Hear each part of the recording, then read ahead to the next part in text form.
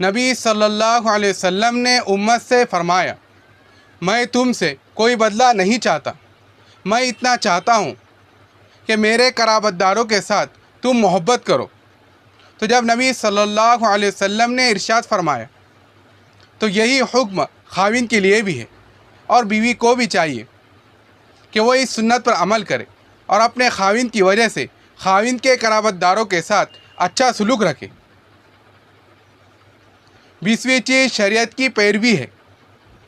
خالق کی معصیت میں مخلوق کی کوئی پیروی نہیں، حتیٰ کہ اگر خاوند بھی کوئی ایسا کام کہے جو اللہ تعالیٰ کی نافرمانی میں داخل ہو تو ہرگز بات نہ مانے۔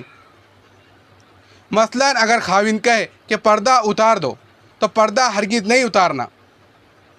ہاں، خاوند کو کیسے سمجھانا ہے اس کے لیے آپ اللہ والوں سے مشورہ کر سکتی ہے، علماء سے رجوع کرے، مگر کوئی کام خلاف شریعت نہ کرے، چاہے ماں باپ ہو چاہے کوئی اور ہو۔ کئی مرتبہ عورتیں یہ کہتی ہے کہ جی بس اس نے مجھے دھوکہ دیا اور میں نے کہا چلو میں تو یہ نہ کروں میں تو وہ نہ کروں۔ نہیں، خلاف شریعت کام میں کسی کی کوئی پرواہ نہیں، خلاف شریعت کام میں کسی کا دل ٹوٹنے کی کوئی پرواہ نہیں۔ آپ اللہ کو راضی کیجئے، اللہ تعالیٰ ان کے دلوں کو خود راضی فرما دیں گے۔ ہاں، جو کوئی پریشانی ہے، ایک طرف خاوند ہے، ایک طرف ساس ہے، ایک طرف اللہ کا حکم ہے، تو اس سلسلے میں مفتی حضرات سے رجوع کیجئے، وہ آپ کو میانہ روی اور اعتدال کا اچھا راستہ بتا دیں گے، جس سے آپ کو اس مصیبت سے چھٹکارا ملنا آسان ہو جائے گا۔ اپنے میاں کو کسی نہ کسی صاحب نسبت سے شیخ کے ساتھ منسلک کرے۔ اپنے بچوں کو، اپنے میاں کو، اپنے گھروں کے لوگوں کو کسی نہ کسی صاحب نسبت سے منسلک کرانے کی کوشش کیجیے، جہاں آپ کا دل ٹکتا ہو، جہاں آپ کی طبیعت لگتی ہو، جہاں دل کے اندر محبت ہو، عقیدت ہو۔ اپنے گھر کے مردوں کو کسی نہ کسی شیخ کے ساتھ منسلک رکھیے۔ اس کا یہ فائدہ ہوگا کہ شیخ کی نسبت سے آپ کا میاں نیکی پر رہیں گا، گناہوں سے بچیں گا، اور دوسرا یہ کہ اگر وہ آپ کے حقوق پورے نہیں کر رہا تو کم از کم دنیا میں کوئی تو کوئی ایسا ہوگا جو آپ کے میاں کو حقوق پورے کرنے کی نصیحت کر سکیں گا۔ ہم نے دیکھا کہ یہ بات کئی مرتبہ اجڑتے گھروں کو آباد ہونے کا ذریعہ بن جاتی ہے۔ لہذا دین کے لیے آپ ہر وقت کمر بستہ رہے، اپنے بچوں کو، اپنے میاں کو دین کے ساتھ منسلک رکھیے۔ بالخصوص کسی صاحب نسبت شیخ کے ساتھ منسلک رکھنے سے آپ شریعت کی حفاظت میں آ جائیں گی اور آپ کی زندگی کی پریشانی ختم ہو جائیں گی۔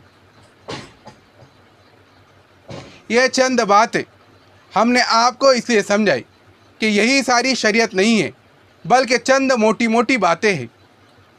ان کے علاوہ بھی بہت ساری باتیں ہیں، آپ اللہ والوں سے سنیں گی۔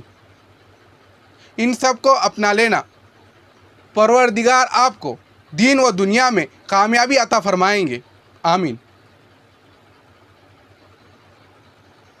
اللہ رب العزت نے جب حضرت آدم علیہ السلام کو پیدا فرمایا تو وہ جنت کی نعمتوں میں رہ رہے تھے، پھر بھی ان کی طبیعت کے اندر ایک اضطراب تھا، ایک بے چینی تھی۔ اسی اضطراب اور بے چینی کو دور کرنے کے لیے اللہ رب العزت نے اماں حوا کو پیدا فرمایا۔ قرآن مجید میں ارشاد ہے کہ ہم نے ان کو اس لیے پیدا کیا کہ آدم علیہ السلام اس سے سکون پائے۔ تو گویا عورت اللہ رب العزت کی طرف سے مرد کے زندگی میں سکون پیدا کرنے کا ایک حسین تحفہ ہے۔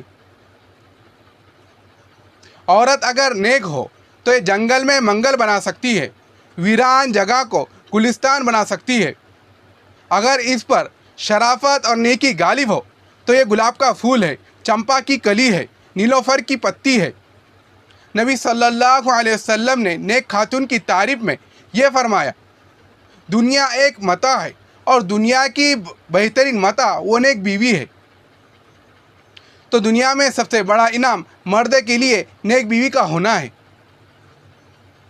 اسی طرح مردوں میں جو اپنے بیوی کے لیے زیادہ بہتر ہے جو ان کا خیال رکھتا ہے، ان کے ساتھ حسن سلوک کا معاملہ کرتا ہے، ان کے محبت و پیار دیتا ہے، ان کو ضروریات کو پورا کرتا ہے اور ان کی زندگی کے اندر خوشیاں لے کر آتا ہے۔ اس نیک مرد کے بارے میں نبی صلی اللہ علیہ وسلم نے فرمایا